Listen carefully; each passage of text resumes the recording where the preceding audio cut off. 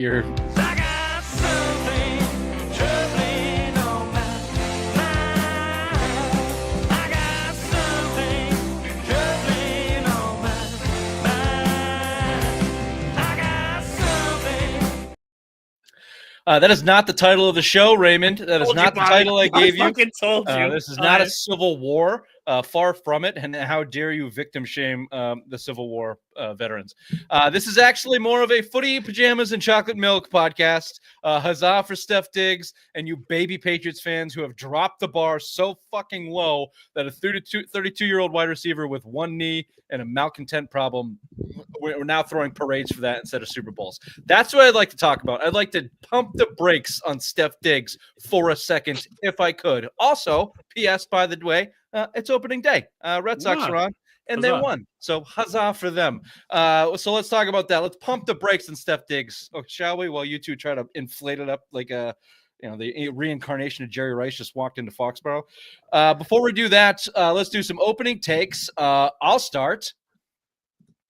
The bar on you fucking loser Patriots fans is so low. It's pathetic. It's pathetic. You're not even willing to look at the other side of this signing from Steph Diggs for $26 million guaranteed. Can you imagine Steph Diggs and Travis Hunter?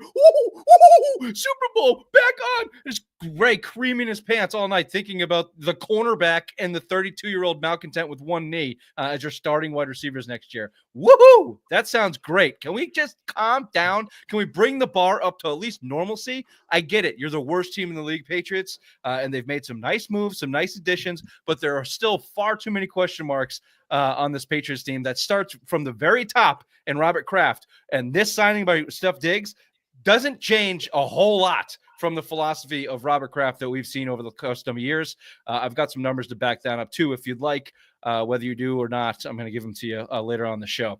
Bobby, your opening take. Well, we got to meet our new Celtics owner, Billy Chisholm, and now we know why he's so happy. And it isn't just because he's rich. He's married to a woman that firmly believes in sex after childbirth.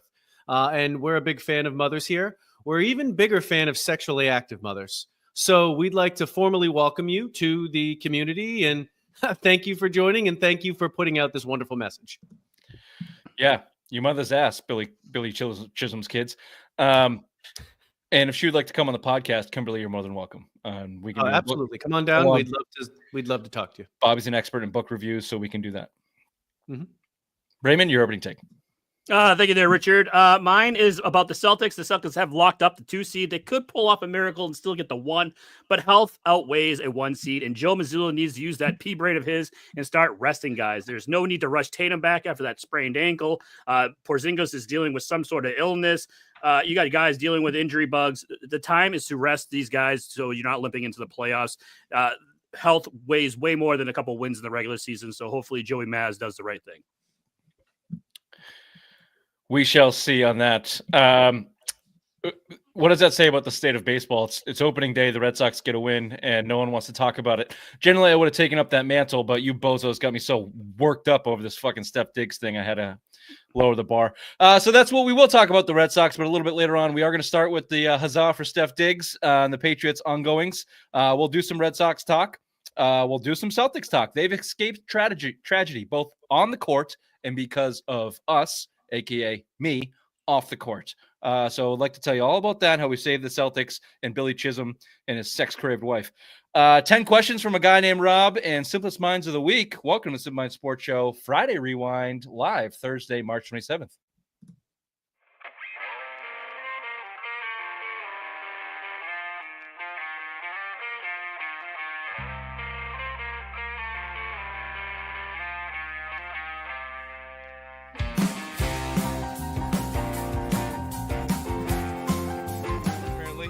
The Celtics are dumb front-running pussies.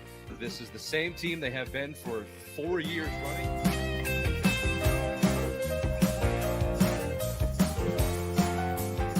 Well, my worst nightmare came true. Mazzulla and Mayo are friends. What the fuck? Apparently they've known each other since Virginia. They have these docking sessions where they talk about ball and managing people.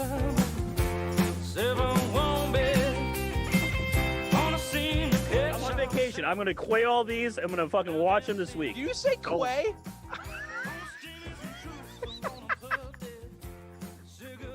not Quay. It's Q. It's Q. It's QUE. You idiot. Something troubling on my mind. I got something troubling. Ladies and gentlemen, Stefon Diggs. Free agent wide receiver Stefon Diggs has reached an agreement with the Patriots for 3 years, $69 million, including $26 million of that guaranteed.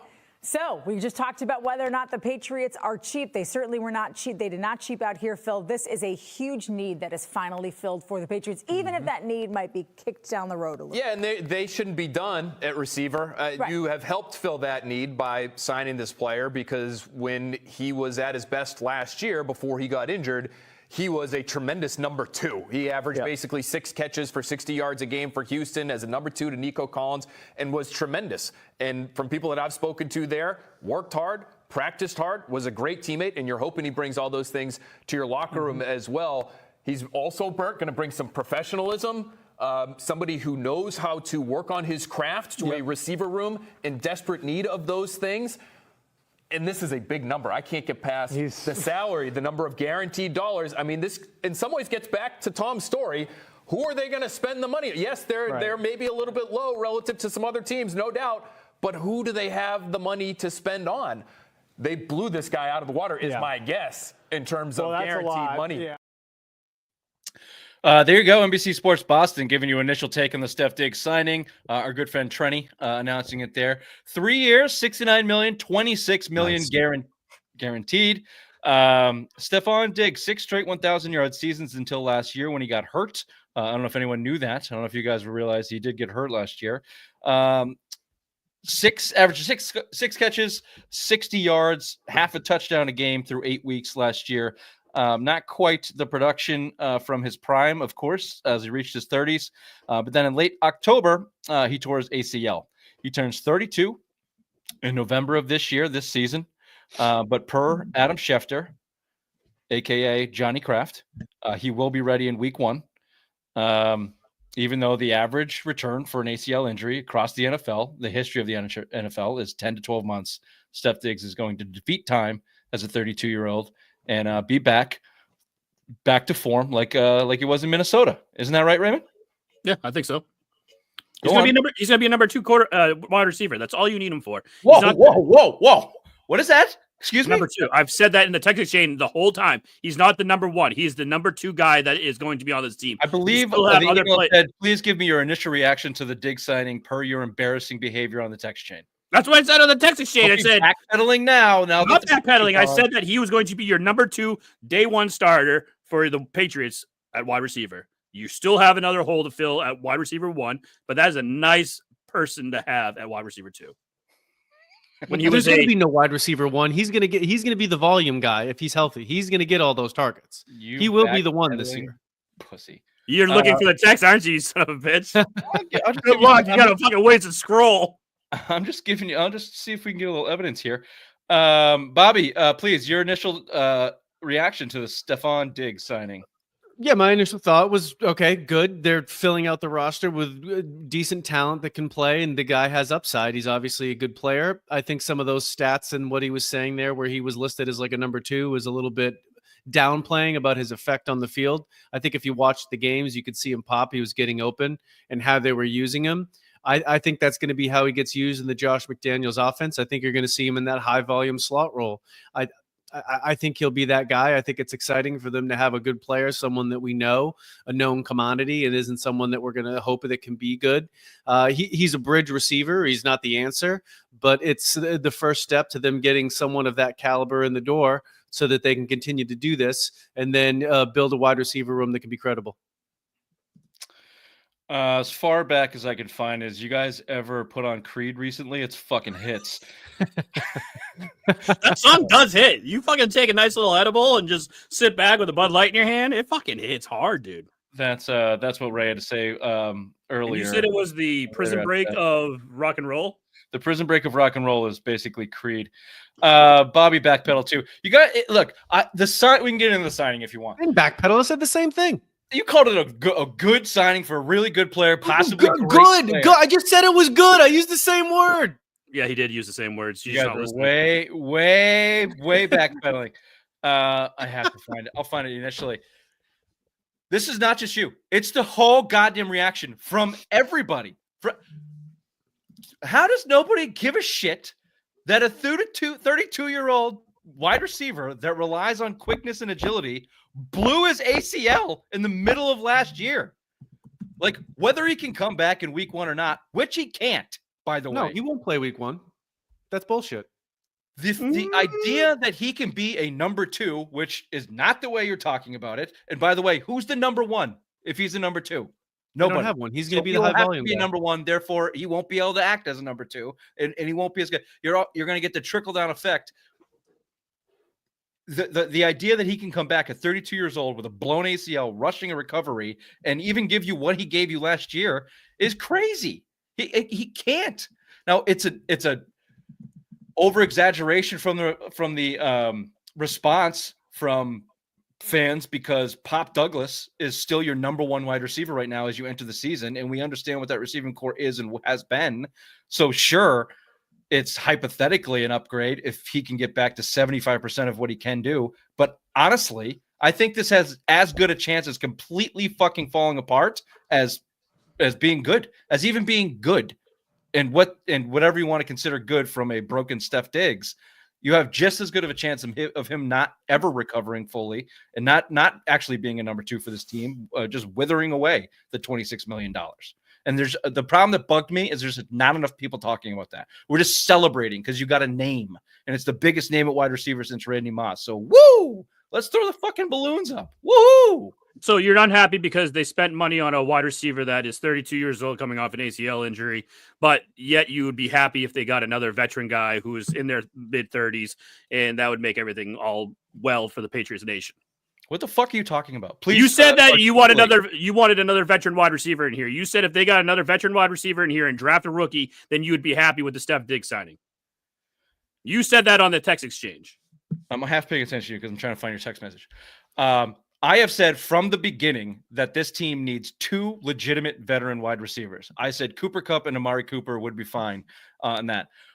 Partially because I want a guy that can go in there and be in training camp and play through the summer and work with Drake May, which Steph Diggs can't. He can't do that. He won't be on the field until late September, early October. His body as a 32-year-old is not going to respond as well. He's not going to have the chemistry that they need for him to do that because he's not a number 2 on this team. He's the only option on this team that you have at his potential talent level. So all of that combined makes me think this is, it's not good enough. Now, all we can do is react on what they do now. What you were doing was projecting into, something else. They're going to get Travis Hunter, and all of a sudden they're going to be this explosive offense. Right now, as it stands right now, Steph Diggs does not solve your problem. He really doesn't solve any problem. He's just not good enough, and because of the injury, it's not going to do anything for you. I understand that you think that, though, but he is one of the guys that actually can catch the fucking football on this team. He doesn't have a knee. He doesn't have a fucking knee. You act like an ACL injury is like a career-ending injury. Okay, shall we? If you want to, you can go ran through all these fucking dumb names, except for one. All the rest of them are idiots. Astute. Bobby, it looked like you were going to say something. Before I give you the history of blown ACLs in the NFL and what you can expect, please finish your thought. Well, I understand the Patriots have to take on some risk. There was no way that they were going to be able to get a player at this position in this offseason without either A, unloading a premium asset and then a massive contract, or B, just drafting one and getting lucky. Other than this, there was going to have to be some risk in the player in order to get someone in at this position. So it's just the unfortunate card that we're dealt with right now, and they can still add a secondary veteran receiver. There's Lockett out there. There's still your guy Cooper, so they could still add that tandem. I hope the fence feels well up your gluteus maximus there, Vine. The idea of the Patriots having to take on risk, I'll get to. I don't care. The deal is fine. Just the player's not going to be who you. The risk is the injury. I'm talking about the injury. That's the risk. Yeah, the risk is of the player. The money is no risk. The money is just the money. It's the injury. Player, right. The risk is it's a Patriots deal, like it always is. It's low risk, it's a low risk, high reward. But there's a very good chance that the player just doesn't work.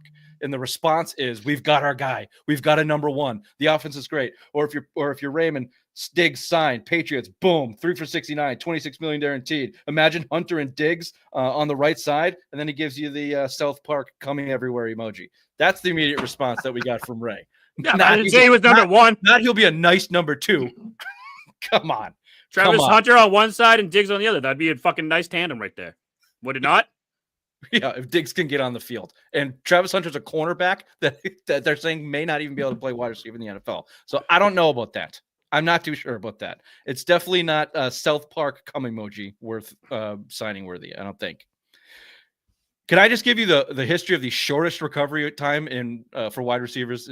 Yeah, I'll give you a solo. You have floor is yours. Yeah, floor is yours. Here you go. 1997, Jerry Rice, returned 3.5 months after a torn ACL at the age of 35. You know what happened to him? You got hurt. He immediately ruptured his fucking kneecap. In direct I result. don't even remember this happening. This is fucking stupid. As a direct result of the surgery he had to repair his ACL. Was he playing for the Broncos at that time? I don't know. Yeah. 2022, Chris Godwin tore his ACL in 2021, December of 21, returned in September of 22. He had a 9-month recovery. That's probably the best between him and Kupp, who also had a 9 to 10-month recovery in 2019, and both returned to the field more or less to start the season. They missed a week or two. They were 26 years old. They were 5 years younger than Steph Diggs is now. The other guy on this list, do you remember Amari Rodgers? Nope. Spent a cup of coffee in the Packers, NFL. right? He's got the fastest. He recovered in 5.5 months at 20 years old to play for Clemson, and then basically sucked in the NFL. So I don't know if you count him. You want a more realistic timeline?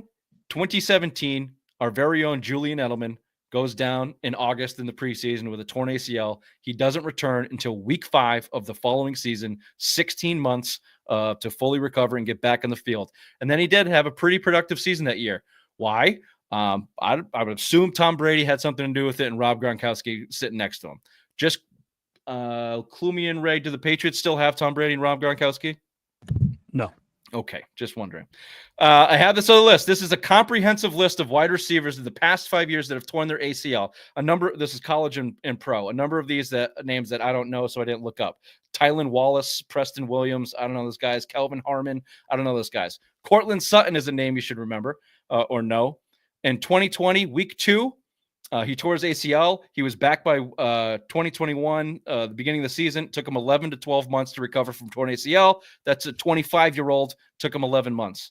George Pickens, at 20 years old, took him 9 months from March. Didn't return to the next November. Robert Woods, at 29 years old, took him 10 to 11 months. In 2021. When he got back, his production basically was cut in half. He went from being about 800, 900 yards a season to 400, 500 yards a season, half the amount of catches. Michael Gallup, here's a good one. At 26 years old, he blew his ACL in 2022. He returned 9 to 10 months later and subsequently didn't catch a pass basically for a year and is now out of the league at 28 years old. Jameson Williams, another younger guy, took him 10 months in 2022 to come back. He basically sucks now. Odell Beckham Jr. tore his ACL in the Super Bowl, if you remember that. He's never played again, more or less. He was out of the league. He was 30 years old. To have confidence, full confidence that Stefon Diggs can come in here and solve your wide receiver problems at 32 years old with a blown ACL, I'm just pumping the brakes pretty heavily. My expectations are very low on that guy doing that. Do you know what all those guys have in common? I think you said they were dumb. Nope, they're pussies. Yeah, you didn't foresee that part there, so cool list. I didn't see that one coming. Here's what our guy Phil Perry, who was in that video, said a good season would look like for Steph Diggs. Tell me if this is good. Is this number 2 for you? This is good. This is the guy that we have South Park cum emojis. 65 catches, 650 yards, and 6 touchdowns. It's better than fucking Pop Douglas and Booty. That's for Is sure. Yeah. Can you look up Demario Douglas's stats from 2020? Absolutely. Keep Thank talking. Yeah. Tommy Kern in that same podcast said the ceiling could be a bit higher. 80 catches, 850 yards, and 10 touchdowns. Look, I don't. I'll give you this again. I told you he averaged 6 catches last year, 6 catches Ready for when 60 you are. yards. Uh-huh. Yeah. 66 receptions and 3 touchdowns. For Pop Douglas. Mm-hmm. So basically, you got Pop Douglas. No, 6 touchdowns. He doubled his fucking touchdown value. Oh, I see. Suck it, bitch. Got it. And who's did the Patriots sign Nico Collins for him to run next to? Yeah, they did. Okay, or we're just waiting for that to happen. The trade that's coming down the pipeline. Yeah, it's coming down. It's happening soon.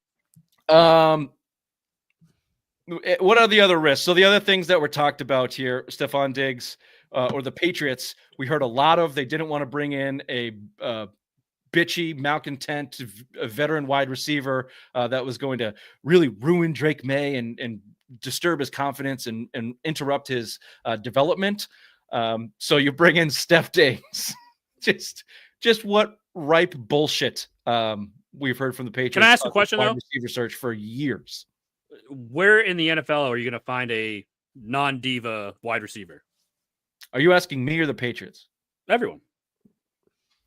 I think there's a couple of examples. I think Cooper Kupp is a non-diva wide receiver. I think Chris Godwin's a non-diva wide receiver. There's a very specific reason for that, obviously. So keep moving. We don't do that on this podcast. Chris Godwin doesn't meet that criteria. I think there's a couple wide receivers. I think there's again, he gives up $25 million. So you're naming the 2 fucking unicorns in the NFL here. Well, let me ask you what's worse. And this is probably why I'm so angry. Or not angry. I'm just frustrated by the response of Patriots fans in their footy pajamas. It's because of the situation the franchise has put themselves in. So what's worse? Here's the guys that the Patriots have struck out on. Chris Godwin, Calvin Ridley, Brandon Ayuk, Cooper Kupp, DK Metcalf, Deebo Samuel. All of them. They gave you excuses that either we had the highest bid and they didn't want to come here, or we didn't want them in the first place. Of that list, they tried to go after every single one of them, confirmed they went after DK Metcalf, and he told them to blow. I'm not going to New England. Which is hilarious because they don't have a quarterback. So he would rather go to a place that's shittier than New England, has no quarterback, like weather-wise, and just fucking melt away with George Pickens. So what does that tell you? That we suck. Yeah. So what's worse? Either not offering, being cheap in the contracts or going way over in the asking price and guys not wanting to come here because you've devalued your franchise on the field so badly since Tom Brady left that nobody wants to fucking come here. It's like going to a strip club, Richard, real quick. It's like going to a strip club when you want to have the hottest stripper there and she doesn't give you the time of day, but you have a wad of cash and she still says, nah. And then you have to go to the fat one with the C-section scars and you're like, whatever, I'll make this do. That's what you have right now. That's what New England has. The hot stripper doesn't want anything to do with you, but the fucking fat one with the C-section scars says, sure, I'll ride with you. Let's fucking go. Just so I'm clear on this, Stefon Diggs is the fat. Yes. He definitely has a scar. Yeah. Look, let me backpedal this and I'll let you kind of finish up on it, Bobby. The signing itself, you're right. They had to make a move. They had to bring in talent. We've been saying that for a long time. I just am not. I think, and what I'll say is, I don't think they're done. The report is they're still going after veteran wide receivers. It makes me think they're not going to go into the draft without a veteran left tackle either. I think they are trying to fulfill that need to put NFL players at each position to allow themselves to be flexible in the draft. I think Vrabel will do that. I have faith that he will. I just don't really believe in this Stefon Diggs signing. If he reaches a potential, it'll be great, and I'll be wrong, and that'll be fantastic. Ray can tell me to suck it all season long if he's going out there scoring double-digit touchdowns. That's awesome. But what it looks like to me is another classic Patriot signing. It's a 1-year, $26 million deal that gives them more outs than it gives the player, and you're not quite sure if the player can play, but if he can, it's great, and if he doesn't, well, we tried. That is just what they've been doing for a long time, especially at this position. And it would have been nice to see them land a high-end talent with actual risk financially. And this is not it. It's just not. So it doesn't give me a ton of confidence that it's going to work because I've seen this movie play out before a number of times at this position in New England and usually doesn't work. Jarrell says, I've seen a stripper with only one arm. Well, hopefully Steph Diggs has 2 arms. That's pretty essential. He's only got 1 leg. So Any final thoughts on that? Yes, I assume the stripper that gentleman was talking about was a dude, and that was his penis. That's a fair bet. Yeah. That's a fair bet. Yep. Oh, can I give you this just to follow up on my last point that the Patriots are still being the Patriots? This was also from Tommy Curran. Average cash spent per team in the NFL over the past 3 years per year. The average cash spent per year per team over the last 3 years is $228 million. Did anyone read the email? Do you know what I'm about to say, or do you want to take a guess? No, let's take a guess. Are you looking at the email? No. Oh, fine. All right, I'll tell you.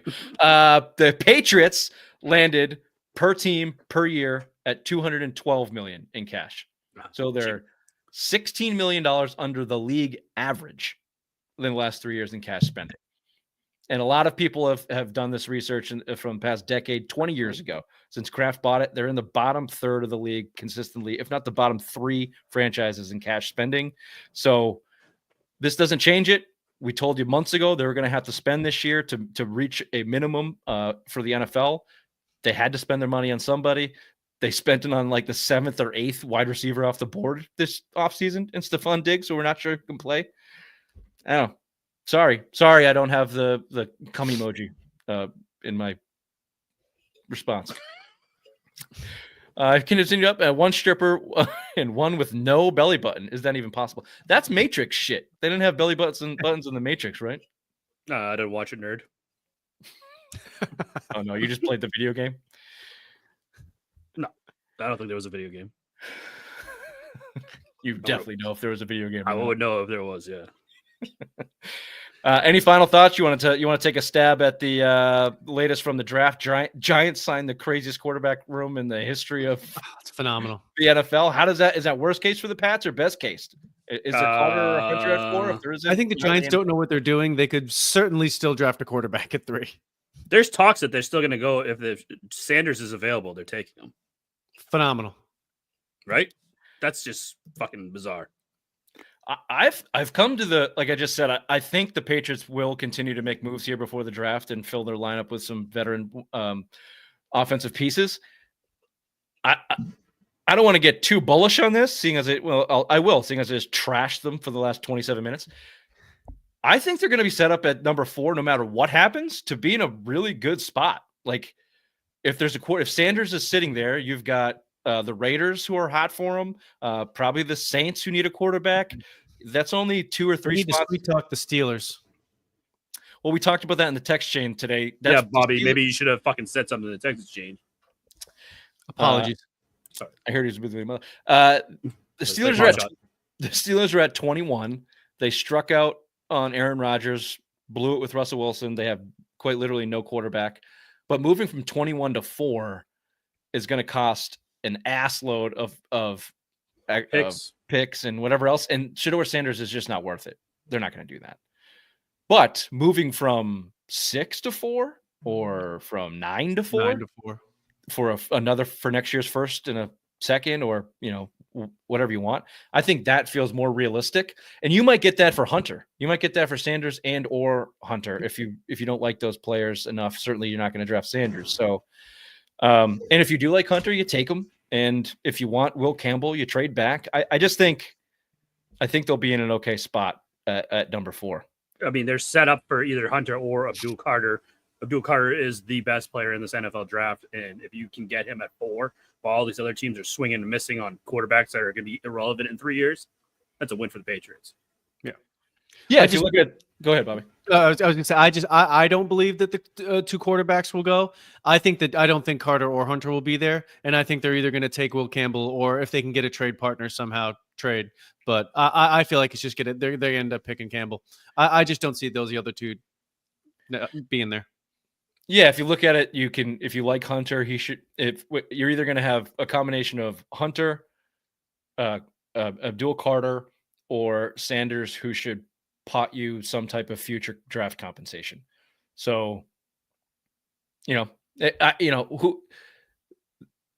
Shedeur Sanders, I get that there's question marks around him, but the Raiders, and I'm going to throw the Saints in this bucket, They kind of need him. They need a quarterback. They need to do something. And we see what happens to teams when they get to this draft. They go fucking bananas for quarterbacks. EJ Manuel was picked in a top 10 by the Bills. Like, Shedeur Sanders is not I don't think going to get past pick number 4. I think the Raiders, if he's there, will trade for him. It's only 2 spots. It's not going to cost him a ton. And LA, Dion, like the whole thing, so I think that is a real possibility. I can see the Cleveland 4 to 6 trade would be a home run for the Pats. They could go 4 to 6 and still get Campbell. Yeah, they could get the guy they want, pick him at 6, and then they could pick up just their second round pick or whatever it is that they do, but they could still get the guy that they want at 6. That's what I mean. I see, like, if you can float that and that, take that extra capital, get back to the first round and get a wide receiver top in the first round. I think that's your ideal situation. Obviously, we're relying on them and pick the right guys. Hopefully, Elliott Wolf is, not doing it, not a part of it. So there you go. Obviously, I am not terribly high on Stefon Diggs. Certainly not as high as Raymond, even though he backpedaled about as far as you can. I said exactly what I fucking said. He's a number 2 goddamn wide receiver, and if you can get Hunter, this entire text chain, and I will not find you saying he's a number 2 wide receiver here at all. Actually, what it says is, I can't wait for him to score 1,000 fucking touchdowns and piss on your grave, Rich. Or, oh, you're such an idiot. I didn't say anything about you on your Look grave. at Julian Edelman. He got 1,000 yards after he blew his ACL. I'm like, well, he had Tom Brady. And then I look at it. Oh, no, what a surprise. Ray was completely fucking wrong about everything he said for a goddamn 2.5 hours of bitching about this. Not once during that did you say he's a good, solid number 2. You were creaming your pants as you got angry at me for talking about the realistic possibility that a 32-year-old malcontent may not be available for week 1 and be the savior next to Travis Hunter, who's a fucking cornerback. Headlines with the obvious one. Thank you.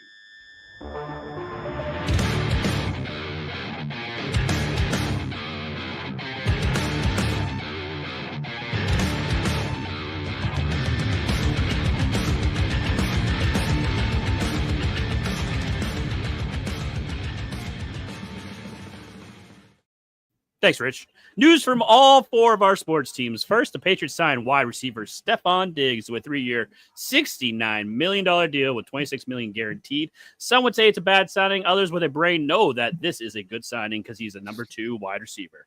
Jason Tatum, season over? ?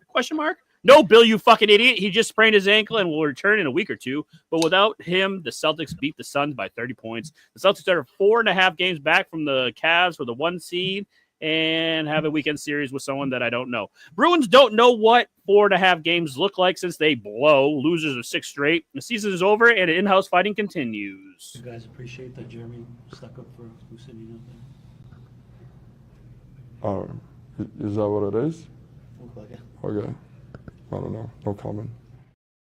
Hashtag Swayman's a bitch. Finally, it's opening day today, and the Sox are on pace to win 162 games with a 5-2 win over the Texas Rangers. Aroldis Chapman gets the win, while Wilyer Abreu goes 3 for 3 with 4 RBIs. This has been Headlines with the Obvious One. Back to you, Rich.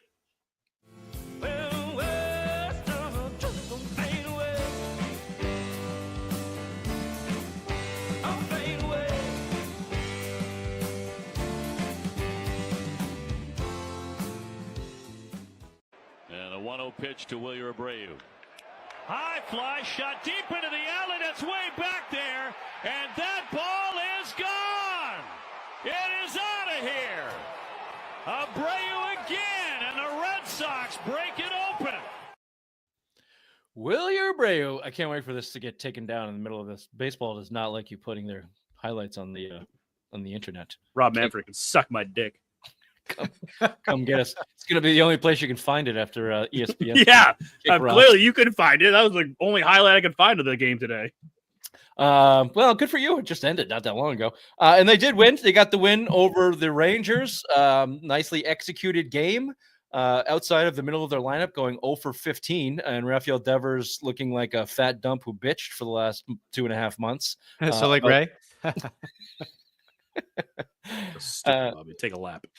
No, that was good. That was a good one. That was a good one. Ray's upset for having to backpedal so far tonight. They looked okay. I have a similar reaction to people's bullishness about the Red Sox this year than I have to Stefon Diggs. Pump the fucking brakes, people. Like, when did this become the All-Star team from 2024? There's a ton of question marks on this team. I think we chronicled them last week, so we don't have to do it today. It's more of a positivity. They got the win. They should be good if they can, get to their upside. The front end of their pitching staff has a ton of upside. Obviously, Garrett Crochet is a second best odds to win the Cy Young this year. He looked decent, 5 innings, 2 earned. He looks pretty good. I mean, not lights out like he did in the spring training with a sub-1 ERA and just mowing people down, but that's spring training. Is that Texas lineup good? Texas is supposed to be pretty good. No.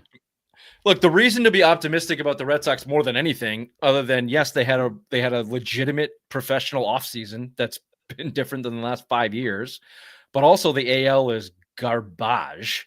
The Yankees got crushed with injuries, 2 big ones to the starting rotation. The Orioles lost their best pitcher in Corbin Burns, so they're going to take a hit. So your main competition in your division took major hits, and across the conference, across the AL, there's just not a lot of good teams. The Red Sox have the 4th best odds to win the pennant. So, and they've got good talent. Rafael, here's your lineup. Jarren Duran, who also, again, pumped the brakes. This kid went from nearly out of the league to the All-Star of the MLB, the MVP of the All-Star game last year out of nowhere. And now all of a sudden, he's one of the best players in the MLB. It's like, baseball players have good years and then they don't. So that happens. Can we get some consistency before we call them amazing? I have faith in them, but I'm not totally sold. So you got Duran, Devers in the 2-hole, Alex Bregman, our resident weirdo, Tristan Cassis, cleanup, Trevor Story, who has no business batting 5th, Christian Campbell, the rookie, supposed phenom, 7th overall prospect, made the big league roster. We'll get back to that in a second. He looked a little lost up there today. Will Abreu, who had the winning home run we just saw and had a great game, 2 home runs today. 3 for 3, 4 RBIs. Great game. Yeah, he swung the bat well. Connor Wong, and then Rafaela, who a ball hit the center field today, looked like Jarren Duran 2 years ago, fielding fly balls. Like it was up against the wall. It would have been a tough play, but he just kind of flung his hand up and fell down as the ball hit the wall. Like almost like Smalls in the Sandlot is what you're yeah, going for. He's just very uncoordinated. He couldn't track the ball through the wall. Or Bobby in Farm League. You're not wrong. I won't dispute that. So let's talk about this Campbell making the team, Raymond. Tristan Campbell made the team over Marcelo Mayer. There he is, Christian Campbell. Second base, shortstop, outfield. He's an outfielder that they're trying to pigeonhole into the infield so they can get him in the major league lineup as a right-handed bat. Even though in the spring he hit a whopping 167 with a 305 OPB, 576 OPS. Didn't look good, shall I put it that way. He looked like Bobby on a bad night. But somehow he made the team over Marcelo Mayer, the 4th overall pick from a few years ago, who batted 333 with a 983 OPS and just looked like he belonged. Now, he does swing lefty. There's a lot of lefties in this lineup, and Campbell swings righty. But what do you think the reasons are that Campbell made the team over Mayer? He's black.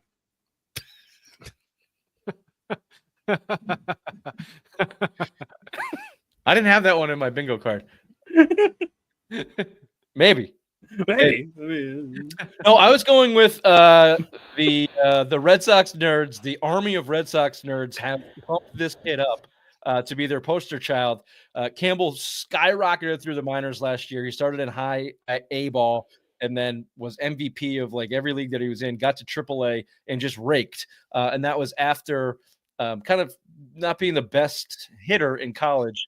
The Red Sox nerds got their hands on him last year, and they propelled him through the minor league system. So he's the poster child for new age baseball nerd hitting, where Marcelo Mayer is not as much. That's what a lot of pundits are putting out there. What was he ranked before all this? Before the season, in the farm system? Last year, I think he was top 100 for the Red Sox. But then throughout the year, he climbed very quickly, he just skyrocketed like 25, 10. And now in all of baseball, he's the 7th ranked prospect, where Mayer's the 12th ranked. And then their best prospect, Roman Anthony, is 2nd in all of baseball, but he's 2 years younger. He's 20 years old and going to give him some more time in the minors. So Mayer and Campbell play the same position. No, Campbell is kind of positionless. He's got a bat. He's got raw power that they've honed. The Nerds have honed, and they want to see it at the big league level. It was pretty. I'm going with the assumption now that there was not a competition. It wasn't going to see what Campbell looks like in camp, and maybe we bring him down and bring him up later in the year. It was preordained that Christian Campbell was going to the big leagues. They were going to pigeonhole him at second base because he's a natural outfielder, because he can't really field. He's not a great fielder, so you just stick him in right field because he can hit well. But the Red Sox have too many of those guys. Their outfield is pretty full, but they had a hole at second base, so they tried to get him to play second base, of which he showed enough, I guess, even though he bobbled some balls there today. He didn't cost them anything. I don't think he had an error, but he didn't look, seasoned by any means. So, it just feels like they are pigeonholing this kid in, which on one level I say, okay, you've been touting these prospects for years, and it's, at some point you got to give him up there and get him some reps. But when you look at it in comparison to the spring that Mayer had, it just feels like that's the guy that should be up here. He's a natural middle of the infield ball player. He's a natural shortstop, and took some reps at second base this spring, and he raked, and he just looked like he belonged. But for some reason, Campbell is here. And if you want to tell me that's because he's right-handed and you got a heavy left-handed lineup, okay. But what we've heard mostly from the astute Felger and Maz show is the Nerds are touting this guy as they're putting him up there. They're poster child for their next contract. Look what we can do with him. We can do that with your prospect too. Is it because of the eligibility thing too? Is that what the whole thing is? They don't want to bring Mayer up now because he'll already had it right the first time. Thank you.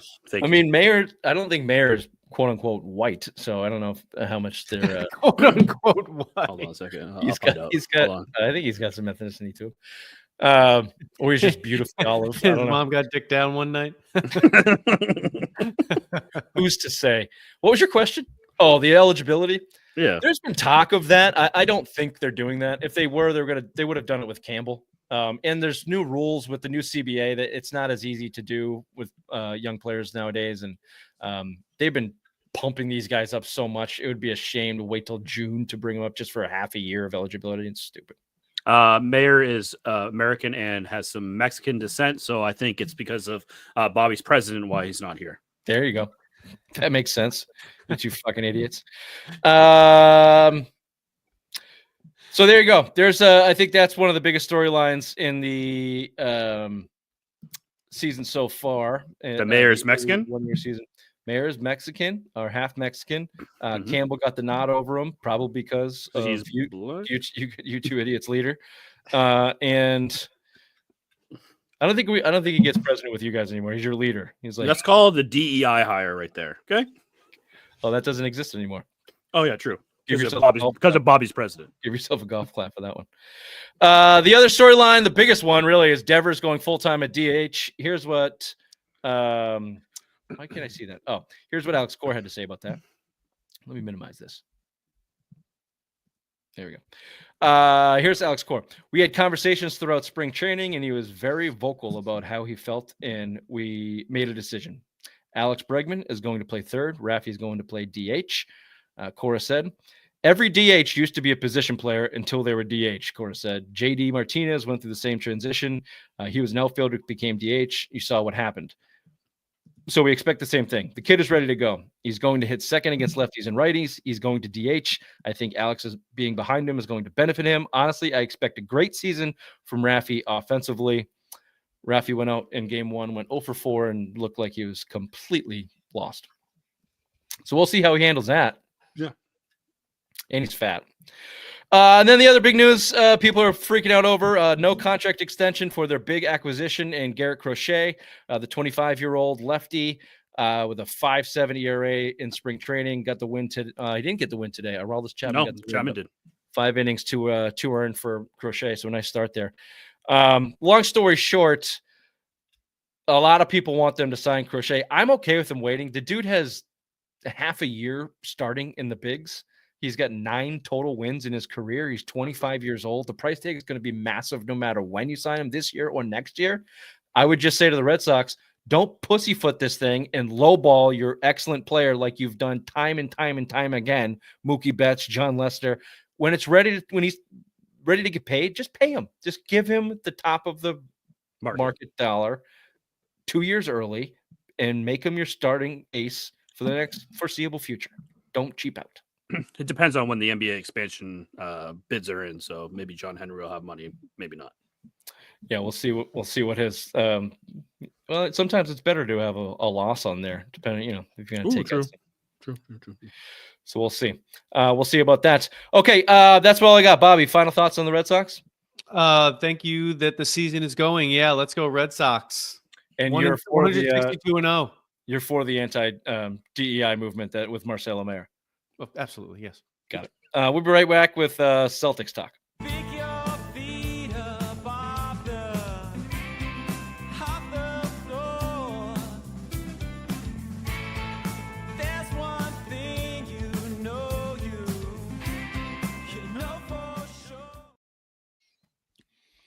Celtics escape tragedy on off the court. As you saw there, if you're watching on YouTube, by the way, you're welcome. Yeah, we look good tonight. Yeah, pretty good. Jason Tatum down with a nasty little ankle roll. Now, this is from Celtics fans' reaction. Basically, this is kind of a synopsis. I put it into Chat GPT and said, give me what most Celtics fan thought of Jason Tatum rolling his ankle. Sabonis nearly murdered Jason Tatum defending a 3-point shot. Joey Maz actually saw flashes of head coaching at Providence Community College in his future, and Jaylen Brown envisioned a life where ridiculous trade rumors were not swirling, and he actually got the credit he deserved. But we didn't have to worry about that because less than 48 hours later, Jason Tatum warming up, full speed, went from doubtful to questionable, probably could have played if it was the playoffs. The man is an absolute machine. He's a god. I cannot keep him down. That was a season-ending injury. You would think. Fucking Bill.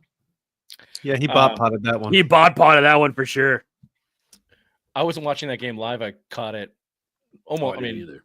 It popped up. The game was still going on when I saw the replay. And without like any context, I was like, fuck.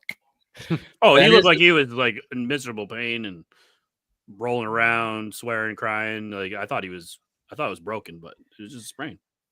Well, we've all had that injury playing. That's usually, if not a break, like that's a bad high ankle sprain that keeps you out 4 to 6 weeks. Yeah, like Mac Jones. Well, the writhing in pain was, it Mac wasn't Jones. Mac Jones. No. He didn't cry. Look, I've said this before. I think people are catching on. Jason Tatum, the stat I saw today, he's played 93.4% of the eligible games in his entire career across the entire USA basketball, everything. He's played in nearly every single game that he's been eligible to suit up for, except for the one where Kerr benched him. except for that dings his percentage for sure. Yeah, he shoots up, and like if maybe he got lucky and it just wasn't as bad as it looked, or like he has good pain tolerance, or his body is just that fucking well attuned that an ankle roll like that just doesn't hurt him as badly as other people. Whatever, he gets a good level of credit for that. Like I'm not just giving that good luck, good fortune. A lot of that is because of the way Jason Tatum approaches the game, and I think it can go a long way of the opposite of load management. Like we see load management guys get hurt. Kawhi Leonard, like he's the poster child for load management. The time. Paul George, all the time. No, just play, condition your body, continue to play. You get stronger through that, and you get through injuries like this. I think it's a good example of that. And I don't know. I just want kudos to him. Good for Tatum. He did talk about it on the Kelsey Brothers podcast real quick. So do you have a moment? Go ahead. What's it like playing for Joe? Joe is crazy. He seems like quite the character. We actually talked about you. We played Portland the other day. I got a text. The game was basically over. I ended up getting a text with like 30 seconds left. I'm always here for a good fourth quarter tech. Joe, he comes up to me after the game. If you get like 16 or 17 texts, you get suspended for a game. So Joe's like, he's like, yo, can you just get 4 more so you can get suspended?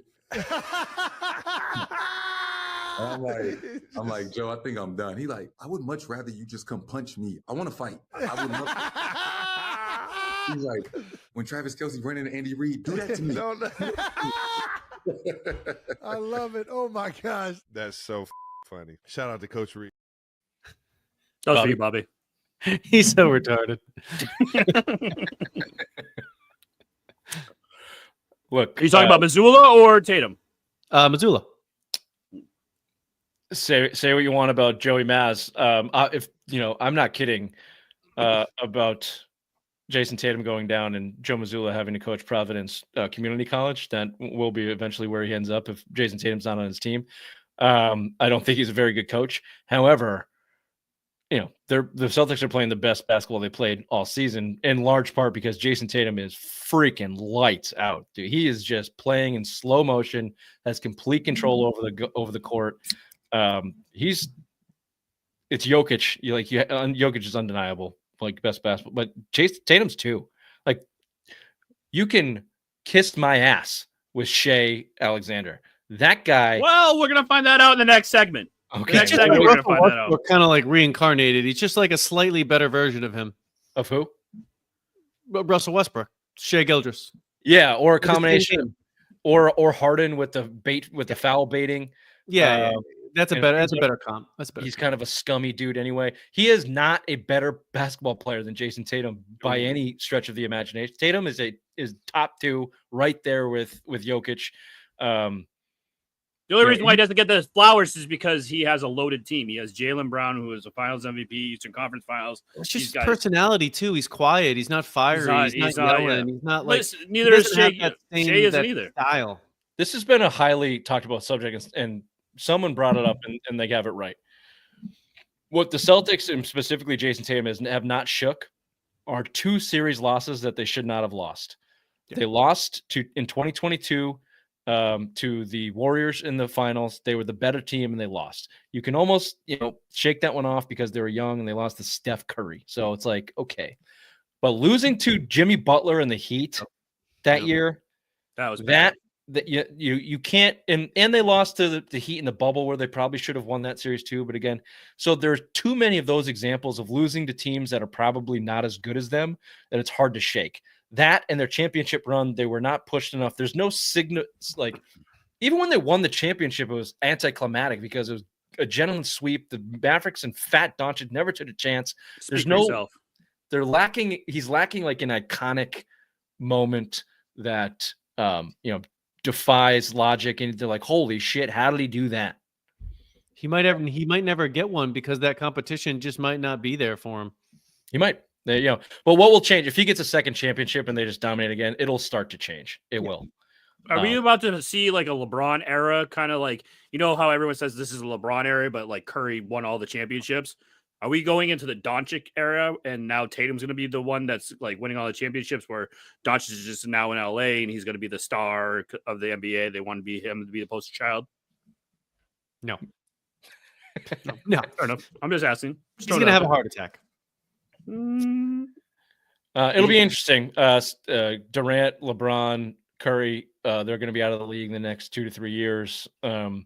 Certainly Tatum is right there with taking up the mantle. We'll see, how they pivot marketing wise. It's been LeBron's league for 20 something years. That's been fairly undeniable, even though Steph Curry was probably the more influential and more successful player, could be argued. So yeah, I don't know. I just, fuck what everyone says and thinks. Jason Tatum is playing out of his mind right now, and the fact that he has that type of potential injury and kind of just shakes it off and is ready to go. It's like, all right, man, like, let's go. That's when you take your hat off to him and you're like, all right, this guy's got it. Speaking of taking their hat off, it's one of the many articles I think Billy Chisholm gets to take off nightly with his minx of a wife, Kimberly Ford Chisholm. She's just living a healthy lifestyle. Let's just put it that way. The new owner of the Boston Celtics, or potential new owner of the Boston Celtics. This isn't in here, but did you hear the latest news that their bid for the Celtics is basically not quite legal for NBA regulations? Yep. to simplify it, Basically, they found out that he has a hussy of a wife. Hotsy. Hotsy is such a great word, Bobby. I like that. I'm pretty sure Hussy Wives does not like discredit you from being Not an with the owner of owners. professional Not with the sports. owners. Jerry Jones rings a bell. I'm sure we can run down the Craft. craft. You keep Martha's name off your lips. What was it? Oh, so Billy $6.1 billion was the offer for the Celtics, which is actually 6.6 with vesting interest and blah blah blah. It actually closes 50%, closes 3 years from now, and it's supposed to be valued at 7.7. Blah blah fucking blah. They don't actually have hard cash and hard money to pay for this team, which is not why it will get denied. The reason why it may not pass is because Billy Chisholm is actually not the majority owner from a percentage of money put into this deal. An international private equity fund is called Six Cents or Sixpence or something like that, and they have stakes in a ton of professional sports teams. So the NBA rule is you have to own at least 15%. You have to be the majority stakeholder within your ownership group, and right now Billy Chisholm is not. So he's going to have to adjust that and fix it and get enough partners to basically dilute six whatever their equity firm is. So Chisholm's the highest portion of the ownership, or because it's the biggest sale in professional sports history in North America, the NBA could just let it slide. Just fuck it. I bet you they just say fuck it, let it slide. So, long story short, it's not over yet. He's not quite the owner of the Celtics yet, but more, basically he is. More to the story, his wife wrote a book called Hump, True Tales of Sex After Kids. And here's a little excerpt for you. And this is actually just a free ad read and a free marketing for Mrs. Chisholm, aka for Chisholm, and go buy her book. It's available on Amazon, and I'm sure it's a wonderful read. All of you married folk out there, you could probably learn something for it. Here's an excerpt to get you all wet behind the ears. Quote, but we found plenty of ways to fuck. In parentheses, see suggestions for private time in the pages ahead. We wedged intimacy into unlikely snatches of time. I like the use of snatches there. It's kind of double. Because it means pussy, too. Double entendre could be. She knows what she's doing. She knows what she's doing. Mm-hmm. We did it on the closet floor when the urchins crowded us out of bed. Urchins are kids there, I'm assuming. During those dark years, we discovered new positions in couples porn and vibrators because of how desperate the happy trio ... You'll have to read on to find out how that story ends. Look at Ray's. He's interested. He's locked. I would like to hear you do an audiobook of that for me. Oh, I'd have to take it a page at a time. It might be sticky, if you know what I mean. Look, we're going to move on from here, but I did tell you we saved the Celtics from tragedy off and on the court. The off the court can be found. The solution for their money problems with Billy Chisholm coming in and the high payroll and the tax, the tax is not $500 million, folks, just in case you're listening to anybody on the show that told you it was. The tax is $219 million on a $225 million payroll. Which, if you round up, is $500 million, you dick. Yes, but the line, the tax is $500 million is not correct. The total amount due is $500 million rounded up. I don't know why. It's actually not even $500 million. It's $444 million, which if you round, you would round down. That's how that. Anyway, you can go to simplemindsports.com and check that out. See how we save the Celtics in 2 simple moves. Very easy. Go to simplemindsports.com. Check out that Celtics blog. You're welcome. We'll be right back with 10 questions from a guy named Rob.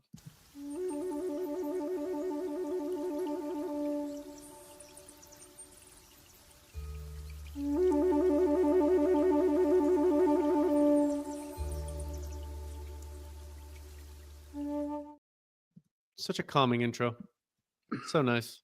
From your people. Yeah. Speaking of people, who is the NBA MVP this year? Jason Tatum. Shea Gilgeous-Alexander, best team in the West, averaging 32 a night and shooting over 50%. He is the league MVP. Do you actually believe that, or are you just being a cunt? No, I absolutely believe that. You think he's better than Tatum? I think Tatum has too many stars on his team. Alexander does not. Tatum has played half the season without half of those stars, and he's played every night. The team falls apart whenever he's not on the floor. He's literally the player coach. Do you see his coach challenges him to a fight and wants him to get text because he's so fucking stupid? I'm just saying. The real answer is Jokic. In terms of like teams actually falling up, if Jokic wasn't on that team, the Nuggets might not make the playoffs. So I think the real answer is Jokic, but Tatum is there. Alexander, I've said my piece on Gilgeous-Alexander. I don't like him as a player, and I certainly don't believe he's the MVP. Is it because he's Canadian? Doesn't help. No, Canadians are dumb. Are the Giants currently the worst franchise in the NFL? I think it's really close. That title belongs to the Jaguars. I don't know. I think what the Giants have done since they let rid of Coughlin, I think they are very close to the worst team in the NFL. I think the Jets still got them beat. Ooh, Jets, yeah. That's another good one. The Jets might be the only one that's that close to them because of what the Jets have done with quarterbacks, but the Giants just look so bad. Everything they do is wrong. Everything. Last year, they should have gotten their quarterback last year, and they got their receiver, and they ended up worse. All the their 3 quarterbacks were drafted after they picked, and all 3 of them appear to be decent. When's the last time they haven't been respectable since Eli, right? Correct. Well, it was that they got rid of Coughlin, and then it was that year after when McAdoo was there, they were still okay, and then after that, McAdoo, he shit canned it. What was the year with OBJ where they went down Miami, the playoff game, and they shit the bed? Eli was still. That's the last time I remember that team. It was that year. It was McAdoo's first year. Yeah, so that's going on. Got to be like 10 years or something. Like closer to 10 years than not. I'm rounding up there, Raymond. I'm going to go. Jameis Winston is going to be the first player ever to have 40 touchdowns and 40 interceptions in one season. 40. Like a good 40-40. All right. Should the Steelers just nut it up and sign Aaron Rodgers, or should they just finally bottom it out and just like tank it out and go for a quarterback in the draft next year? I think this is the year where Omar Epps finally has a losing season, doesn't make the playoffs, and the Steelers cut the cord with him. I'd trade TJ Watt and Garrett. Help me. Wide receiver. George Pickens. Garrett. Yeah, Garrett, same thing. Whatever your top assets are, see what you can get and rebuild. They are basically a quarterback away from, being decent. Yeah. And, they're not going to sign Aaron Rodgers, and he's not going to help them. So I would not sign Aaron Rodgers. What was yours? Kirk Cousins? They absolutely should not sign Aaron Rodgers, but if they do sign Aaron Rodgers, he might accomplish it for him and bottom him out just like he did. Exactly. That's a good point. Yeah, if they want to stay the Steelers, they could trade a third for Kirk Cousins and go 9-8 again or whatever. And that's what they do. They're an average team. They're always on that bubble. To me, they're at the point where that's played out. They either have to like make a real move or just like, okay, be bad for a year, but like they're never good. They have to get a quarterback. You have to get a quarterback, especially with those receivers. Easier said than done. Yeah, true. Xavier Worthy is suing his ex. Anybody you guys would like to sue? Your mother for not being thankful for all the cum I've given her. I don't know what you'd sue for. I didn't foresee you going there. I assume you would. This was a setup for a smart ass remark. I didn't think that that's where it would go, but you took it there. So kudos to you. Thank you. I think like suing is you're probably like I'd like. No one in my personal life. I don't have enough beef in the personal life. There's several people in the public eye that suing is not really the right scenario. Like punching in the face repeatedly until they can't breathe anymore is more like where I'd like to go with that. But if you could do that legally, sure.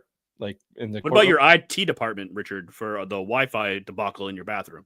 Yeah, I guess. But again, so yeah, now we're just in a fictitious land where suing people solves like I think that's what Xavier Worthy's doing. No. No, I think Xavier Worthy's going to fucking win.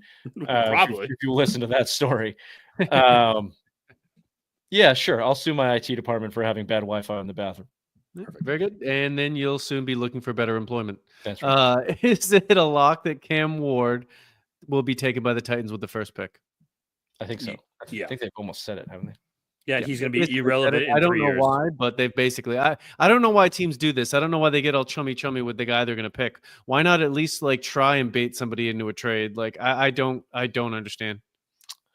There's a reason they're picking first.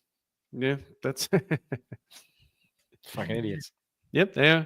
How long would it have taken Ime Udoka to bone the new wife of the Celtics owner? Who? About as long as it took for you to butcher his name. Yeah, as soon as the ink dried on the sale of the Celtics,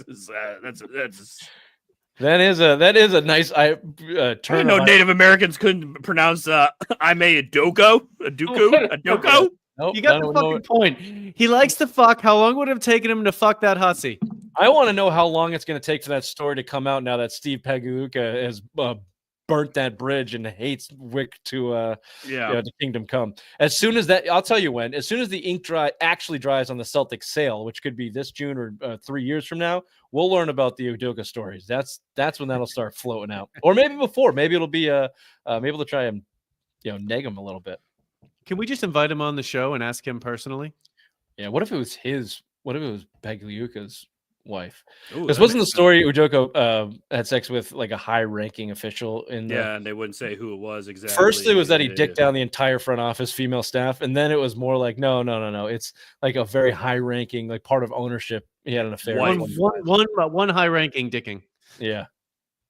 Joe Mazzulla is so much more entertaining than Udoka. Not entirely. I mean, I like a sex scandal, and that's fun. Yeah, but you're not going to be able to like maintain the... he got fired for that. Yeah. I got a sex and because of it, we got Mazzulla. So that guy's an asshole. He screwed me over. Is Jameis Winston and Russell Wilson a ticking time bomb for the Giants? No, I think Jameis is going to be a fun watch. If they draw a Hunter, you got Hunter on one side, Neighbors on the other. That's going to be a fun watch. It's absolutely a ticking time bomb. Russell Wilson is going to hate Jameis Winston. He's going to hate him. Especially when Russell Wilson gets cut after training camp, he's going to really hate Jameis Winston. He's not getting cut. What are you going to cut him for Jameis Winston and his 40-40? Yes. I don't think either of them give a shit enough for it to like be a ticking time bomb. I think they'll like float between starters. They'll each get like 6 to 7 starts, and they'll kind of stink. And Brian Daboll will get fired for it. That's the ticking time bomb. Yeah, that sounds about right. People think this is like a, like you said, a ticking time bomb. They're not going to mesh. I actually think of it like what was the old sitcom, Perfect Strangers, like just weirdo that get together and they kind of mesh. I can see that happening. Oh, that won't happen. Lightning in a bottle. Never mind. Who does Jameis Winston not get along with? No one. He loves everybody. He's a fun guy. Yeah, I like him. Yeah. So he's the foreign guy in Perfect Strangers, and Russell Wilson's the cranky fucking douchebag. Yeah. Gotcha. Very good. Thank you. Was this the saddest, most underplayed MLB opening day ever? Joke's on you, Bob. This season started 2 weeks ago in Japan. So I guess the answer was yes, but nobody knew it was 2 weeks ago. So thank you. Yep. Mocks are starting to show the Pats landing Carter or Hunter. Do you believe them at all? Yep, because people are stupid and they're going to draft those two boneheads, Cam Ward or Shedeur Sanders, 1-2. Yeah, it's just math. Like, we went through the 3 outcomes that it could be, 2 of which are Carter or Hunter. So sure, yeah. What is that math? 66%, 66.6. Yeah, I just don't see Shedeur going in the top 3, so I'm going to go with no there. Puka Nakua says he wants to retire at 30. So this guy's a pussy, right? No, because he doesn't want to be O.J. Simpson or Aaron Hernandez. So this kid's smart. CTE had nothing to do with O.J. Simpson or Aaron Hernandez. Maybe O.J. Definitely not Aaron Hernandez. They said his brain was so scrambled. He was like a 9-year-old man. Brain, yeah. He was murking people in Florida. So, like, you're talking about CTE from getting dropped as a kid? Okay, but it wasn't football CTE. And he was gay. The whole time. They were saying he was head injuries, concussions the whole time. Mm-hmm. And from getting Aaron Hernandez from having a shithole dad. Yep. That's just blaming it on. Fucking read a book, Rich. Aaron Hernandez does not get to pin his murderous ass on CTE. No, he was an asshole from the jump. Well, he was a career asshole, absolutely, that had CTE. He was shooting people in Florida. Because he had a wicked bad concussion, and nobody blames Pee Wee CTE on decisions made. No, he doesn't get to claim CTE, and neither does OJ for that matter. Like that's not. OJ's dead. Junior Seau had CTE. Show some respect. Chest open. Whatever. Puka's a pussy. Yeah, Puka's a pussy. We'll be back with Simplest Minds of the Week. Oh, back to school to prove to Dad that I'm not a fool. I will say, I don't know if you can tell by looking at me, I do have family members with Down syndrome. It almost got me. I dodged it, but it nicked me.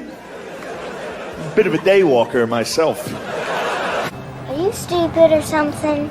I'm as stupid as stupid does. A few candidates here. Did you say we I got one. I got one. Go ahead. Start with yours. Okay. Hold on. Please hold on. I gotta scroll up a little bit. Here we go. 25-year-old Rihanna Evans has pleaded guilty in the UK's first ever cyber farting case, facing penalties after sending videos of herself farting to her boyfriend's ex. Evans allegedly caused distress or anxiety to the recipient with her messages. Yeah, that's dumb. That's fucking dumb. Speaking of pussies. Yeah, England. You guys be better. Wait, I thought you were gonna pivot to what did you say we were gonna learn? Oh, no, what did you say we were gonna talk about after? What? Oh, Shea Gilgeous being an asshole off the court. The thing that I sent you. You remember that? So there's a report that Shea signed his like $290 million deal or whatever. And like a week before that, he fired his long-term agent that helped him, get the deal and make it through the NBA, which the agent gets anywhere from 3 to 10% of the deal.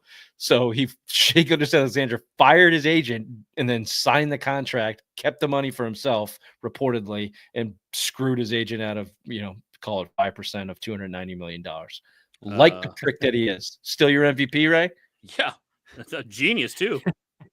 Money. Money.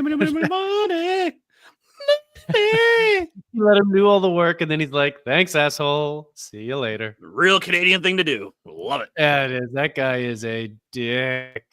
Love it. I'm now more of a fan. Absolute prick. So are you guys. It's all adding up now.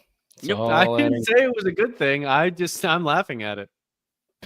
Family's gonna have to go on food stamps because you guys are that big of assholes.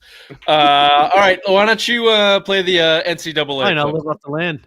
This might be the stupidest thing I've ever seen. I swear the NCAA could screw up a one-car funeral. Listen to this. The transfer portal is now officially open. Not only is the NCAA tournament still going on, but the NIT is still going on as well. So the NCAA decides to open the portal, allowing players to leave their school while some of them are still playing in tournament games. This is like if the NBA started free agency after the first round of the playoffs. So Giannis is about to play the Cavs in the second round, but he's already signed with the Knicks for next season. In fact, we're already seeing it come into play. Michigan is about to play Auburn in the Sweet 16 on Friday. And one of their players, Justin Pippen, has already informed the team he's entering the portal. How awkward is that? So this kid's gonna suit up on Friday for their Sweet 16 game when the entire team already knows he's gone? This is wild. And this is an easy solution. Just wait until everyone's season's officially over. It's so stupid that Coach Calipari, one of the legendary coaches in college basketball, didn't even know it opened today. When does it open, the portal? This Monday? So Monday, we're really preparing for a game, and we're having individual meetings about, are you coming back? Aside from the fact of it being extremely awkward, it's also a major disadvantage to those teams still playing, because their entire focus is going to be on their upcoming games and advancing in the tournament, not on which players they want to get in the portal. That kid was very annoying and kept hitting his That mic. kid fucking yeah, you know what I'm saying? The portal's open. Was that him hitting his mic or you? That was him. Okay. That drove me crazy. I really just wanted that video for, obviously the story is ridiculous. Like, why is the transfer portal open in the middle of the tournament? But then Calipari not knowing, and just like, you gotta be fucking kidding me. These coaches hate this transfer portal. They hate it for good reason. It's really dumb. They're saying like last year there was only like 80 something kids that were in the transfer portal, and this year alone there's like over 1,000. The NCAA, like you said, what was this thing? Something about a one-car funeral. They just don't know how to get it right, and the only thing to do to get it right is make them professionals and make them a feeder league and do. They pretty much are. They definitely are. Yeah. Gino, whatever his name is, UConn said like Gino. Make a salary cap. Make these kids sign contracts. You can't just come and go as you please. You're going to get X amount of money. You already are getting this money. They know it's a business. I mean, NCAA football has been a business for 25 years, but it's also rooting in the pros. It certainly is. Regardless of that, why is the portal open in the middle of the dumb? Because they can't get it right. But that's an easy one. Like, what do you like? Who even thought that was a good idea? Like, what do you think? How does that pass when you're still playing games? That's so dumb. Someone needs to get fired for that. Okay, we're gonna close out on the Stephen A. versus LeBron. I have 4 parts to this because it's so fucking long. Okay, it's worth it. Absolutely. How caught up are you on the Stephen A. versus LeBron, Bobby? Bobby. I'm familiar with it in general, that they're beefing. I don't know all the details. Okay, for anybody listening, we'll play Stephen A.'s. It's basically just Stephen A.'s kind of response to one of the latest things that happened, but I'll give you the quick timeline. So in January, Stephen A. Smith criticized Bronny James, LeBron's son, but more so criticized LeBron James for his rank nepotism and getting his son drafted, getting him a guaranteed contract. When really everybody in the planet knew Bronny James did not deserve it. He struggled mightily in the NBA to start the season. LeBron made him get on the court so he could have the moment as father and son on the NBA court. First ones ever to do it. And I just, unbelievable moment of narcissism from LeBron James. And Stephen A. Smith basically said, as a father, you got to stop this shit. You're putting your son in a terrible position. Let him go make his way on his own. Everyone basically agreed with him. And then this March, during a Lakers-Knicks game, Stephen A. Smith was on the sideline. LeBron approached him, did his best Will Smith without the slap, said, "Keep my son's name off your fucking mouth." That was caught on camera and then was made a big deal of. Stephen A. Smith then responded on First Take, acknowledging LeBron's perspective, but basically not backing down, saying, "Hey, I was right." And then what got a little bit harder on a podcast called LeBron's approach weak and some bullshit. And then LeBron had some conversation with Richard Jefferson about the encounter, saying, Stephen A. Smith shouldn't have made it personal about me as a father, which he didn't really. I guess he did. Stephen A. Smith on his podcast, if LeBron wanted a physical altercation and swung at him, Stephen A. Smith definitely would have taken a swing at him, which I just find hilarious because he's like 25 years older and 6 inches smaller. And yeah, LeBron's insufferable, but he would kick your ass, Stephen A. Smith. He's a foot fucking smaller than him. He's 80 pounds bigger. So LeBron has an Instagram post about Stephen A. Smith working out, boxing, again at whatever, he's 60 years old, 61 years old, and he doesn't look terribly intimidating. But LeBron puts this Instagram post and puts womp womp womp, and it's just Stephen A. Smith working out. Is pretty cringeworthy. And then the latest thing, LeBron went on the Pat McAfee show and gave this candid interview, basically just kind of shit talking a lot of people. It was a very long form, very classic Pat McAfee show. I haven't watched the whole thing, but the clips obviously are negative. LeBron talking negative about people, specifically about Stephen A. Smith. And then Stephen A. Smith gave this 15-minute monologue responding to LeBron James, of which we have a little bit of, which is pretty fucking awesome. So, I don't know. Here you go. LeBron James went on national television yesterday and lied. He said that I have no problem with you talking about the game. What did I say about Bronny James other than at the time he wasn't ready? That was it. I said nothing else. So if that's the issue, and I pointed to LeBron James and the fact that you've circumvented a meritocracy just to get your wish at the expense of the credibility of the league in a lot of people's eyes, that's talking about you. That's not talking about your son. And then he goes about the business of taking it a step further. First of all, let's understand something to the viewing public in America and beyond. This was planned. Rich Paul was on Pat McAfee's show about 10 days earlier, whatever. Rich Paul, for everybody that knows, is the man, the founder of Clutch Sports. He's a strategic thinker. He didn't go there by accident. You're there talking with Pat McAfee, and the next thing you know, within 2 weeks, after obviously a negotiation took place, LeBron James, I know that the man I am today is not the man that I was a decade ago, physically or beyond. I can tell you that. So we get that out the way. Why do I bring that up? Because that's how petty you've become. You're LeBron James. You that butthurt over the things that I'm saying, that you would post that video. When has LeBron James ever done something like that? But suddenly you're doing that as it pertains to me. This man is in his feelings. I wonder why.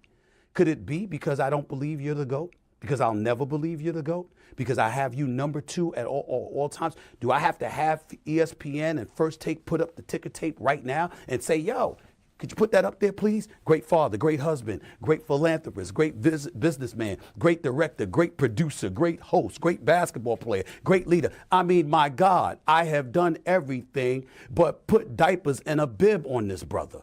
He doesn't want any pushback. He just wants to say what he said like he did on courtside and then depart, but looks right up to the camera that's behind us that I never saw, who was filming it all along. The man orchestrates stuff. The man will smile in your face, and he's got something behind his back, ready to stab you in it. It's who he has been. It's who I have known him to be. It's why he doesn't like me, because he knows I know it, and it's why I certainly don't like him. But it's not going to stop me from being professional at all times. America, the world. I work for ESPN. I will not dishonor this network. I will not dishonor this profession by being unprofessional when it comes to somebody I don't like. Just because I don't like you as a person doesn't mean I cannot appreciate your unquestionable, undeniable, unparalleled greatness.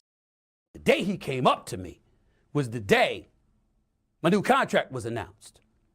So he knows, like everybody else, it's going to be a little while before I go away. I was here before he got here in 2003. And in all likelihood, I'm going to be here when he's gone. You got to deal with that, bro. Plain and simple. It ain't a crime for Michael Jordan to be a GOAT. But clearly, it's a crime with him. And he goes through all of these histrionics and all of this other stuff with Pat McAfee. Be my damn guest. Love Pat McAfee show. Great job. And any other show on ESPN, y'all continue to do what you do. But LeBron James coming on any show, on this network or any other, doesn't escape me. Let's go on with First. Little theatric there. You could tell when little theatric. He pretty much said what everyone's scared to say, is that LeBron's a fucking cunt. Well, Yeah, what I was going, yeah. the theatric of it was, at the end there, he kind of drops his voice, and that's what he does. But you could see him going in and out of that. Like, he starts with kind of a, very, diplomatic approach, and then whatever the second or third video we had, talks about being butthurt and like, not, I don't like LeBron James. He knows I don't like him. I know he's full of shit. I know he orchestrates shit, and he knows I know. That's why he doesn't like me. Like, you could see his, and then he kind of brought it back towards the end. I always get my antenna up, like maybe the whole thing's orchestrated for ratings and shit, but I don't think so on this one. I think they fucking hate each other. No, it didn't seem like it. Seems like he does not like him. If I'm LeBron James, I back down fucking immediately. Mm-hmm. It's like, first of all, this is Stephen Smith's arena, and I think he could do that all day. He's really good at that. He's a reporter. He's been, threatened before. He's had to have it. The skeletons in Stephen A. Smith's closet can't be nearly what they are in LeBron James's closet. Well, and that's P. Diddy. Yeah, ain't no Diddy party like a Diddy party. Stephen A. Smith has even came out. I don't think that wasn't in there, but he hasn't talked about LeBron James not attending Kobe Bryant's service. Hasn't talked about not attending D Wade's Hall of Fame ceremony because he knows he carried him to these championships and things like this. So the mud is starting to sling, and it can go, and there's starting to people are starting to pile on. Like Drake is starting to pile on. LeBron James has a ton of fucking enemies and haters, and I'm sure they're all holding a piece of dirt somewhere along the line because he's a narcissistic fucking prick. And what's that quote? You either die young as a hero or you live long enough to become the villain. Yeah, something like that. Your career is now 20 plus years career. You're now the villain. Yeah. Very prophetic there from Raymond. Very well. Very good. Yeah, thank you. And I also am going to fuck your mother after that tonight. Oh, yep. Well, there you go.